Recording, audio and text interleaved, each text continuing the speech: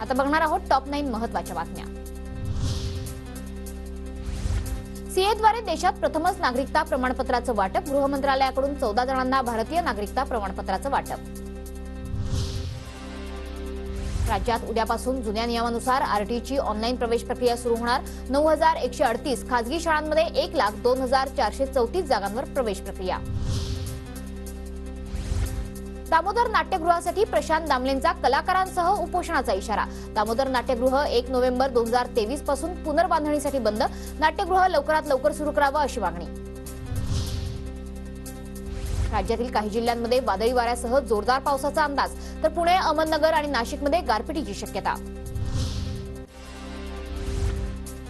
परभणी जिल्ह्यात अवकाळी पावसामुळे केळीचं नुकसान, केळी उत्पादक शेतकरी आर्थिक संकटात। उजनी धरणातून भीमा नदी पात्रात सोडलेलं पाणी 5 दिवसांनी पंढरपुरात पोहोचलं। सोलापूर, पंढरपूर, मंगळवेढा आणि सांगोलाकरांना दिलासा। कोसिल रोड आणि वांद्रे वरळी सिलिंगचा दुसरा गर्डर पूर्ण। मुंबईकरांचा प्रवास लवकरच सुसाट होणार। आरे ते दादरच्या टप्प्यात मेट्रो 3 ची पुनर्चाचणीची धाव। आरे वरळी दरम्यान लवकरच मेट्रो धावणार।